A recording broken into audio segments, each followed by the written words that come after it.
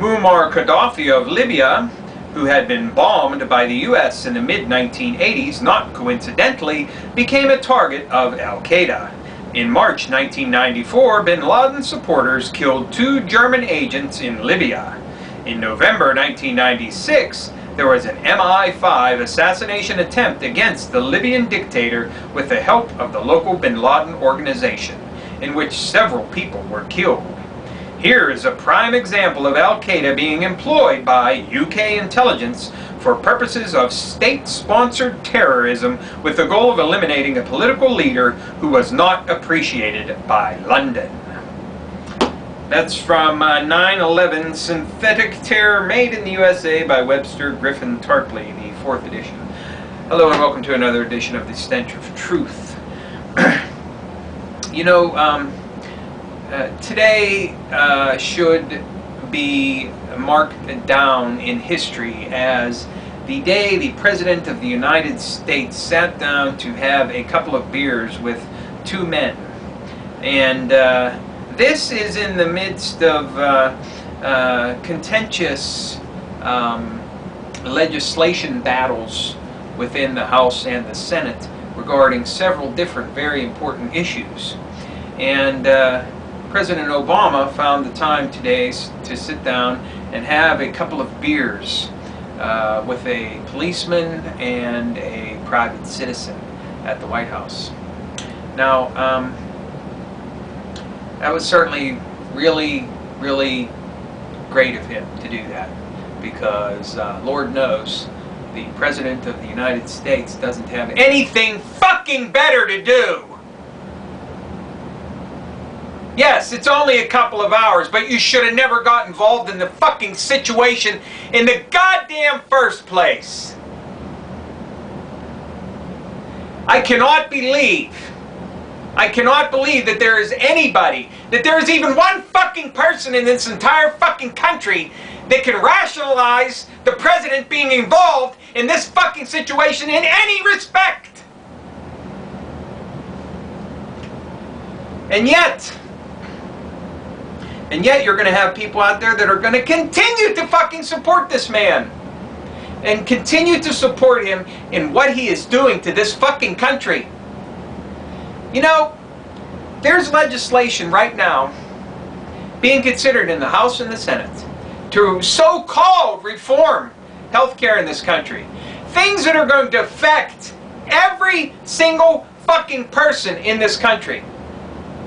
And do you know, this so-called man of the people, this so-called Democrat who's supposedly for the people, who's supposedly the guy that's supposed to stand up for the common man against the evil fucking Republicans, who also have their own version of healthcare reform, which is a big steaming pile of shit, just like everything the Democrats have put forward.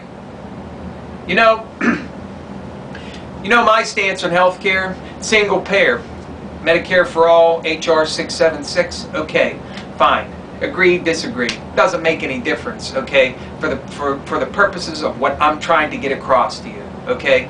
Does anybody realize that part of Obama's health care reform package, part of it, in order to pay for it, means deeper and steeper cuts to Medicare, okay? Now, Medicare is going to continue to be the only medical insurance available to a very large section of the population. And what does he do? Continue to demand cuts in service and benefits for fucking people on Medicare.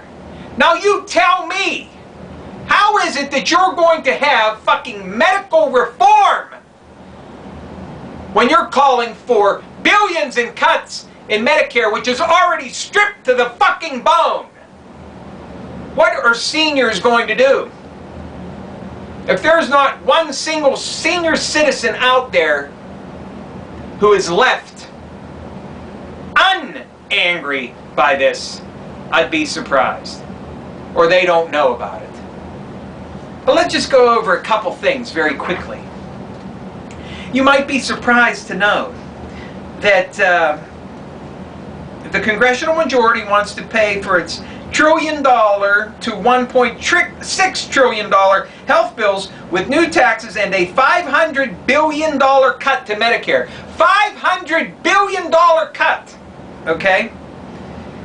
This cut will come just as baby boomers turn 65 and increase Medicare enrollment by 30%. Less money and more patients will necessitate rationing. Do you hear me? Rationing! The Congressional Budget Office estimates that only 1% of Medicare cuts will come from eliminating fraud, waste, and abuse. The assault against seniors began with the stimulus package in February. Listen to this. Slipped into the bill was substantial funding for comparative effectiveness research, which is generally code for limiting care based on the patient's age.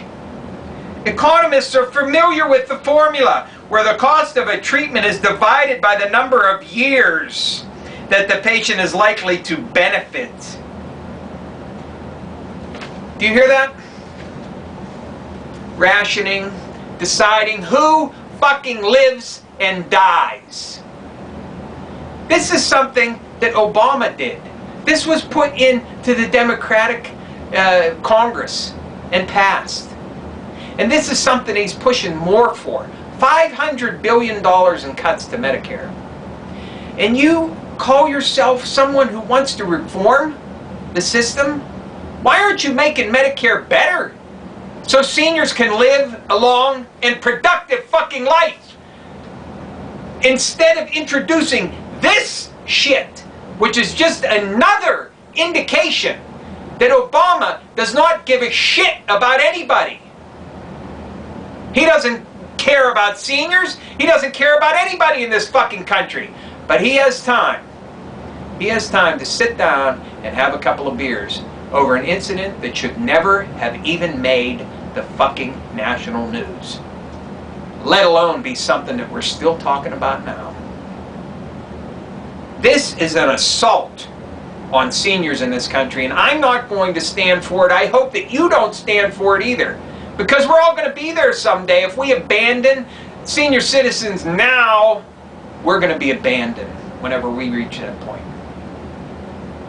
So I'll be making sure my voice is heard to my congressmen, my senators, and the White House. This is a crying fucking shame.